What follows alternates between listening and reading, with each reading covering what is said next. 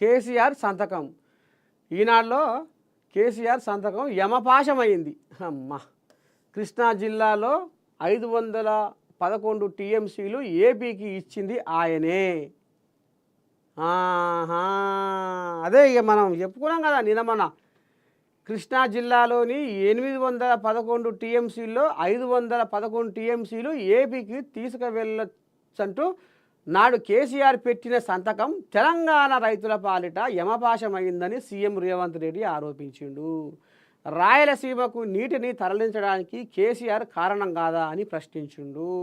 నాడు పోతిరెడ్డిపాడు సామర్థ్యం పెంచి వైఎస్ సీమకు నీరు తీసుకపోతే రాయలసీమకు, తర్వాత ఆయన కుమారుడు జగన్ ఏపీ ముఖ్యమంత్రిగా ఉన్నప్పుడు నాటి తెలంగాణ సీఎం కేసీఆర్ ప్రగతి భవన్లో పిలిచి పంచపక్ష పరమాన్నాలు పెట్టి రాయలసీమ ఎత్తిపోతలకు పునాదులు వేయలేదా అని రేవంత్ రెడ్డి ఈ రకంగా ఇవాళ కేసీరావు సంతకం ఎంత పని చేసిందో చూడు.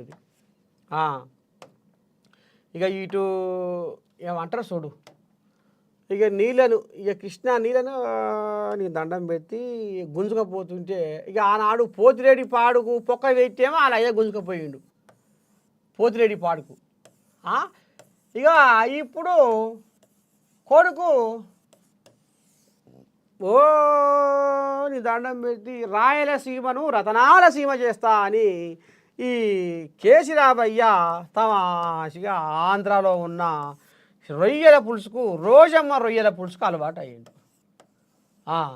ఈ రోజమ్మ మరి అంత కమ్మగా పెడుతుందో ఏమో, పోసు పెట్టి మాల్ మసాలా గిట్ట మంచిగా దినుసులు వేసి మంచిగా కమ్మగా పెడుతున్నట్టుంది. ఇక మరి ఈ రోజమ్మ రొయ్యల పులుసుకు అలవాటు అయ్యి పెద్ద మనిషి ఉచ్చతార్థంగా తెలంగాణ నీళ్లను ఆంధ్రోళ్ళు గుంజుకపోతుంటే, మలుపుకపోతుంటే, తరలించకపోతుంటే తమాషిగా రొయ్యల పులుసు వాసన మీదనే ఉన్నాడు పెద్ద మనిషి. ఇక ఈ రకంగా ఇక ఆయన ఎత్తుకపోయి ఆయన గుంజుకపోయి అక్కడ ఇది చేసుకుంటే ఇక్కడ తెలంగాణ రైతులు ముక్కు మీద వేలేసుకొని దిక్కులు చూడబట్టి.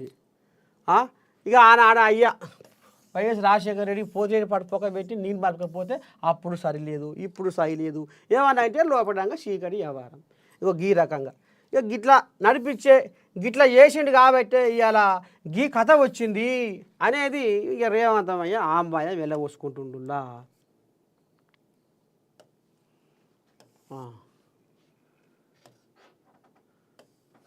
రాష్ట్ర ప్రజలపై కిషన్ రెడ్డి పగబట్టారు. వాస్తవే కదా, పోతలేడు కదా కిషన్ రెడ్డి. మోడీ కాడు పోయి నువ్వు ఎందుకు ఇవ్వవు, నువ్వు ఏమిటికి ఇవ్వవు, షెడ్డో బడ్డో ఇస్తేనే మనకు మర్యాద